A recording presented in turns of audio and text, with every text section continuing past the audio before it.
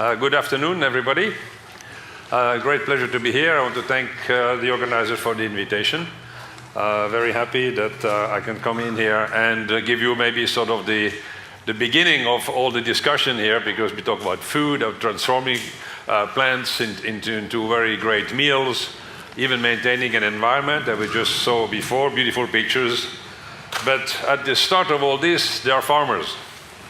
Somebody has to grow the food, maintain the landscape, and I want to talk to you a little bit about the issues which actually are on the beginning of all the food production, the production chain, and what kind of difficulty we are in right now. So why do we actually need to change things out there and in a certain direction, not just in any direction? So let me figure this one out. Can you help him to figure it out? It works. What I will talk to you about is partly issued from a report, sort of the mother of the main reports on agriculture. It's the International Assessment of Agricultural Knowledge, Science and Technology for Development. That was sort of the big title of this report, which of which I had the honor to be one of the co-chairs, and where we got more than 400 people together around the world in 5 regions and on a global scale to look at agriculture. How do we produce our food? What has to change in the system as we know it in order to actually make sure we can produce enough food in 2050 and beyond for the 9 billion or more people which will be around. So this is really something, a major effort. Many UN agencies were part of it, but also the private sector was there, NGOs, the consumers, the transformers of food products. So basically everybody got together to write this famous report. The problem with it is that when it came out, a few countries didn't like it because we were very critical of mass production, of agribusiness, and so it was buried under the table by America, Canada, and Australia. And the European countries were more favorable, but not all. The UK has since turned its back to it also, where others tend to ignore it. And if you look what's happening in Europe right now with the new common agricultural policy, again, they have not been reading a lot in this report. True, 2,000 pages, but we also summarized it in 20 pages for the ones who don't have time to read, so they can go about and look at it. So a series of reports have actually come out since, many of them actually diluting our original message, and you'll hear the message in a few minutes, which is very sad, because I thought we did a very thorough job at the time, looking really squarely at the issues and coming up with solutions, suggesting solutions. But these solutions, as I said before, were not exactly going in the line of what some people think agriculture should look like, or who should control it. So what we looked at, we had 4 main questions to answer. So how can we actually eradicate this hunger and poverty nexus? I mean, they are connected in many places in the world. Even in Europe, in North America, in developed countries, there are poor people who are hungry. It's also that the hungry is all in Africa. So that's one issue. How is it possible in a day and age where there's so much wealth around, that so many people, over 1 billion, actually do not eat enough? At the same time, another 1 billion eats too much, or actually very badly, and creates tremendous problems for the health sector on a global scale. We need to improve rural livelihoods. Right now, half the world population lives in cities already. The countryside is emptying, making space for larger and larger farms, more industrial agriculture. So we replace people with machines who run on oil, who is running out itself. So I think that trend cannot go on when we know we're going to have 2.5 billion more people out there in 40 years. And because of all these external inputs which are based on oil, agriculture has become actually a big part of the climate change problem.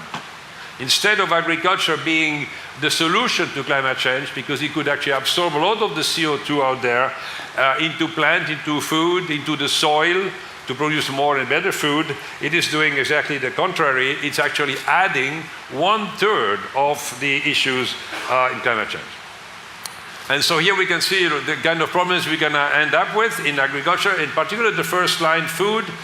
We're going to be at 2 degrees more, probably 4, so you can see that many places of the world will have difficulties growing food, major difficulties.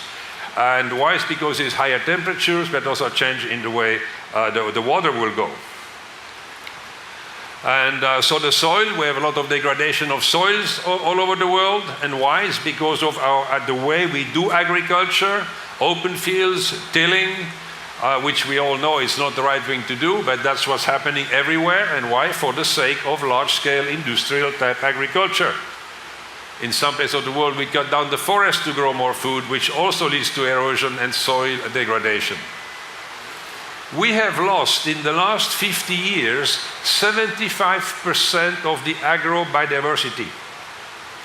So when our chefs discuss how we need more plants and things, yeah, but go find them quick, because they're going. Soon we won't have much left, except some of the 5 or 6 commodities we're being promoting and breeding to a point where there's only no starch in it and no longer any nutrients, and that's why we have all the health problems linked to it. So we have to make sure that in the areas, at least where we grow our food, we also look at more saving the biodiversity. And here just a view of what's happening in terms of the impact of climate change. In the areas which are red and pink, these are major areas where we grow our food today. And you can see that these areas are threatened by reduction of production up to 50%. Now Europe up there is a bit lucky because we're still in the green, but that doesn't mean things will be easy. We're still going to have higher temperatures and more water sometimes, which also creates problems for farmers. The average might be fine, but the extremes are a problem, and we don't need those. And you know what happens with extreme weather patterns. The soil gets washed away, or the plants they just dry out in long, dry summers. So we want to do something both on the issue for climate change and on the side of what we do with our food. Now we need to understand also when we look at the consequences of this overproduction. We grow today 4,600 kilocalories per person per day alive. And we need 2,300. So anyone who says there's not enough food today or in 2050 is dead wrong. There's plenty. The problem is it is the wrong food, in the wrong place, done in the wrong way. That's why we have a problem. We are wasting, in the developed countries, we're wasting about half of what is produced. We throw it away down the sink, down in the garbage, because it's so cheap. It's cheaper to buy new stuff, big packages, put them in the fridge, and then they rot, and then we throw them away. Not even composting, that would be okay, but not. So we need to change the way we deal with food. And people wouldn't throw away the food if it were more expensive. But now again, you have the problem of so many poor people. So if the food price goes up, how are they going to eat? So it's a huge dilemma we put ourselves in terms of food issues. But these are things we start to have to think about much, much harder as we move forward. And I can see again, that our chefs here are looking at means and ways to reduce these losses by using more of it, by diversifying, and using things we call weeds maybe also as food. Another big issue is that we have on the bottom farmers, small-scale farmers. Actually 70% of the food people eat worldwide is produced by small-scale farmers, family farms, not by industrial agriculture. But those guys from industrial agriculture want to change this, obviously, because they make all the money with it. And then, so this champagne glass issue is that we have the farmers at the bottom, the consumer on top, and only a few people in the middle. And I think we need to connect much more straight, reduce that champagne glass, make the stem wider, have many more connections between farmers and consumers, or at least also expand the number of processors, of people in between, so that we don't have these monopolies which are building up, as we can see. 77% of the seeds which are used by farmers are in the hands of 3 major companies. They will decide what you eat if you don't react soon to this fact. They already do in some ways, I'll show you later too. So the conclusion of this report, we need fundamental change in the agricultural knowledge, science and technology, because it was the science, knowledge and technology has changed agriculture in the way it is today. In the north or also in the south. They try to copy in developing countries the bad stuff we do here, and then it gets even worse. So we have to change this, and also the whole institutions around agriculture need to be re-looked at and changed. Very important. So basically what we say, we need a paradigm change, a transition to sustainable, to organic, ecological agriculture. It's 2 words, not 1. And I think we have to make sure, and I think, again, you heard it, the chefs are trying to put more culture into food, and so the farmer has to put more culture into production. If not, they won't match. Okay? They will not. So there's going to be a problem there unless they talk. And I think these meetings is very good, so to bring people together. We also need to look at the multifunctionality of agriculture and the resilience. We need more resilient systems which are less complex. Huge fields of the same thing are not resilient against anything. So we need diversity for resilience, which then that diversity will help also later on with health issues and help our chefs do more creative cooking. Land ownership, empowerment of women. There's more and more women farmers around the world. So again, we have to look at the type of agriculture, mechanization, which feeds the women part of agriculture. We need more quality jobs. That all can be done. We know how to do it. The question is, are we going to do it now or never or later? Later, I think, won't be really an option anymore either. And we need a more systemic approach. Agriculture is not hanging out there on its own. It is connected to everything else. And I like to say that when people get up in the morning, what they do, they eat or drink coffee. That's all from farmers. People have to understand that farming is actually the number 1 thing. So now we're going to have to look up to the farmer and down to the professor or the lawyer. I mean, you know, we put things, the world is upside down totally. People in the city go say, why is this carrot so expensive? But why? It's because somebody actually has to produce it.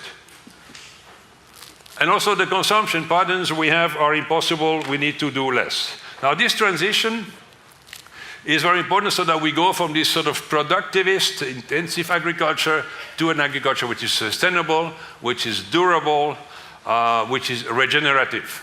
And for that, we're going to need some investments in this whole system. It doesn't happen on its own, but if you continue to subsidize quantity over quality, or if people don't mind the way food is produced, we're going to continue to have to depend on a few commodities for our food. And this is the multifunctionality of agriculture represented here, where the environment, which supports the whole thing, is very much overlapping with the cultural, the social aspect, and the economic. Very often people look only at the economic side of it. No, we have to start with the environment. And when you put all this together, you can see food production is somewhere there in the middle. It really touches on everything. So actually that's why also we said that farmers, you know, not only maintain the environment, but they maintain the fabric of society, and they are key in the economic development. Again, no food, nobody gets to work. Without food, we've seen people go riot in the street. So when are we going to put the farmers up again in the number 1 position in the society? So very important. So that's the report came out and said, look, we need to do more multifunctional agriculture, and again put the farmers and the small farmers in particular up in the agenda of the politicians, and not on the bottom. Or not delegate farming to a few agribusiness companies who will take over. No, we need again to have the farmers in charge. We came up with a number of solutions. I will show you just a few on how to make that transition and how to make the change And Did we see big any question, comments ahead and here? because that's what the politicians or the people in agribusiness who influence the politicians try to tell you, yeah, if we don't do that, people will be hungry, who's going to feed the world, etc. You know? So they try to be scaremongering when actually it can be done because it has been demonstrated in many, many places in developing countries that actually an alternative type of agriculture which employs people, which minds the environment, which is good for the economy, actually is possible. It exists already, but can it be expanded and made the general agriculture which we're going to use in the future? So that's very, if anything, the big questions. And it is interesting that never mind how many publications there are out there about the importance of quality food, for example. How organic is different from normal food, how healthier it is, how more vitamin, mineral it has in it. People continue to say, oh, no, this is not true. And so we come out, and I've worked myself in science long enough to know all this and to have published that we can, with those sustainable production methods, be they organic, there's many agroecological, biodynamic, I mean, there's a number of options out there where we can go to and use to show that we can change, we can make the change, and that this change is sustainable and it can really nourish the people. And I think I really insist always on this nourishing the world population rather than just say feeding. Agriculture uses 70% of those 2.8%, you know, you saw before, which is very interesting. And so that's another way that an agricultural system of the future will have to use less water, and a whole lot less, because 70% of that fresh water just for agriculture is not sustainable. And when you go to organic systems, when you go to sustainable systems, you'll find out that actually these do use less water. Yeah, they have a tendency of better using the water which is available from the rain, rather than to let it go on the surface. On the solution, so I did mention organic. It has been demonstrated also in the US that in normal years, organic yields about the same as conventional. In years where there's flood or droughts, organic actually out-yields the conventional agriculture. So again, as I say, no, we know what to do. We need also to bring the animals back on farm. The tendency of this farm, it is what you call a factory, animal factories in one place where we do dairy and beef and meat production, and elsewhere we do the agriculture, produce the corn or soybeans. That's all wrong. First of all, cattle belong in pastures and not in eating corn or soybeans. They're not made for that. It's different for porks or chicken. But I think we need to come to our senses that this industrialization is not the way ahead, because it creates a lot of externalities. And these externalities actually not carried in the food price. And that brings me back to this cheap food. Cheap food is only cheap because you pay for all the externalities in many other ways, through your taxes. Cleaning the water, for example, right? The dirty water everywhere, polluted by nitrates, other farm chemicals, for example, bad health.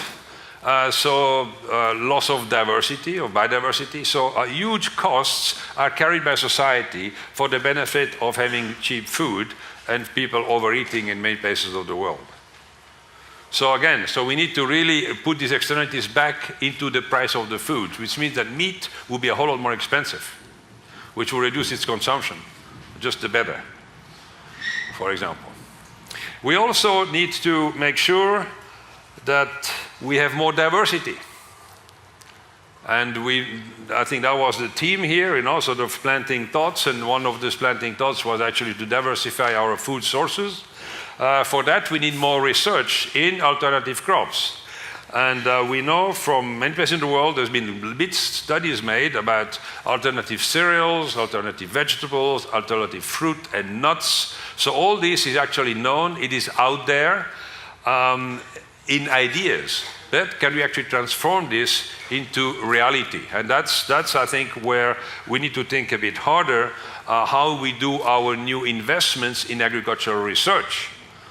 And that has to be very local, because what we do in Denmark in terms of research won't be the same as we're going to do back in Switzerland or in India or in China or Japan or wherever, because the situation, the conditions are quite different.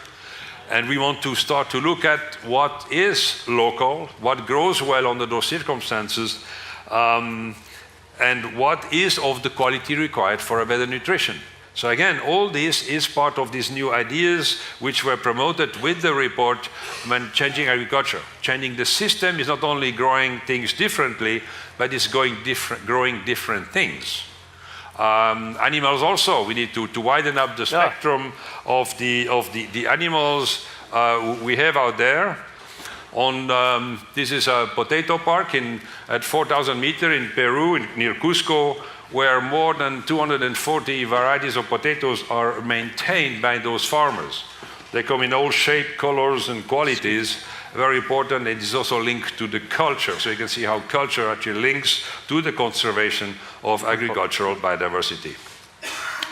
And you can look at this sort of type of setup here when you eat, or you can just have a plate of corn or soy meal or something. And I think it makes sense that we want having more diversity out there.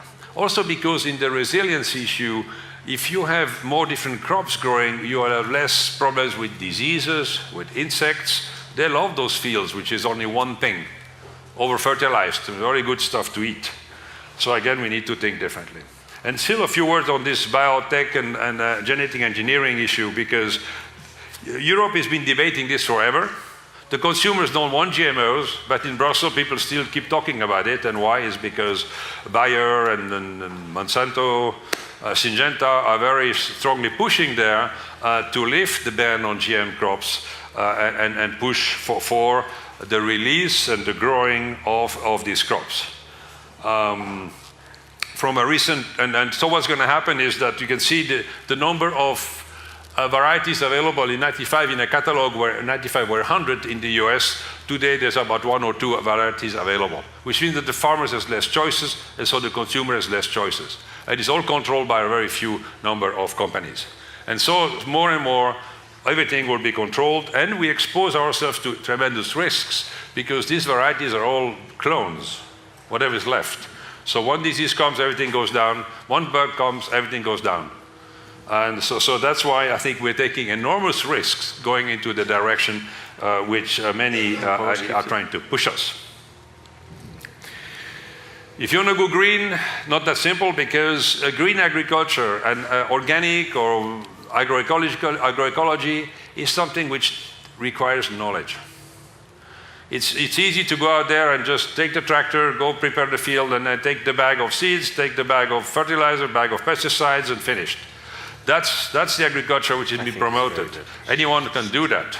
But to do agriculture in a sustainable way needs a lot of knowledge, needs a lot of innovations, and that's why we need to figure better ways of communicating new knowledge, first to research it, but then to communicate it to the farmers. And this is not only for Africa, this is throughout the world. Today we have means to actually disseminate very easily. We have all these information and communication technologies out there, so I think that's not the problem. The issue is, do we want to use it? Do the politicians want to set up politics in place which actually will favor a different type of agriculture? This is the problem, and that's where we have to work, and I'm sure that you here in this room think very much in the same direction. So we did a little bit playing around actually in my institute right now, there in Washington, because we do models, we look into the future, 50 years down the road, complex system models. And we're working for UNEP in a report on the green economy. As you heard, everything is green economy now. So what would happen to agriculture if we were to invest in a green agriculture? The one which many people said, it cannot feed the world, which I agree, it cannot feed the world, but it can nourish the world. So we simulated forward new technologies in pre-harvest losses, better training of farmers. Then we looked at management practices, transitioning agriculture, more R&D and crop improvement, but soil science, in particular soil science, which is very important, the life in the soil. If the soil now is dead, so nothing produces, cannot produce anything. So we need life in the soil. How do we do that? More science in there. And also in food processing, better storage, but better processing, less wastages. So if we implement this over the next 40 years, we can see that this is a baseline. So that's where we are in 2011. Let's look at 2050. Green is to put a tenth of 2% of GDP into agriculture. It's a tiny amount, okay, a very small amount of money. And so you can see that then you can actually, if you look at calories, we can even increase them from where we are today, which is available at household. If we look at jobs, we can produce more jobs. What are the jobs? Employment, we can increase the jobs. One, you see, over the present of 1 million to 1.7. So, for example, so we have more jobs, we use less land, less deforestation, 7 rather than 15. So wherever you look, in any one of these criteria we analyzed, there's many more behind this whole model, just a few we picked out here for the sake of this slide. You can see that we can produce more, better, less cost, less water also, less land, and a more quality food. So it is all possible. The question is, are we going to do it? And this is always the thing. You know, now the big debate about this, Rio plus 20, no? So are we going to have a green economy, yes or not? So to me, it looks like if we want to transform agriculture, we have to look at the agriculture itself, but then we have to look at the parts also around it, because which are just almost as important. Again, so the trade and the markets, every country needs to be able to protect its farmers. Free trade in agriculture doesn't exist. It's not possible. Actually, free trade, what free trade anyway? I mean, anyone heard about really free trade? It doesn't really exist, okay? It's in the paper. But try to force on developing countries, for example, free trade in agriculture so that European products, which are in oversupply and subsidized, to go and compete with those products there is wrong. When actually we need more and better products here, more better products here.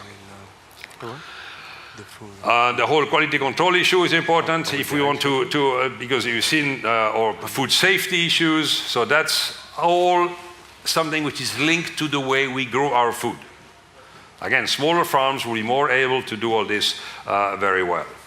And then we have to remove those perverse subsidies which are everywhere. Do you know that we spend worldwide $1 billion every day on subsidies for agriculture? 1 billion. We spend right now 1 billion on agri-research in developing countries per year.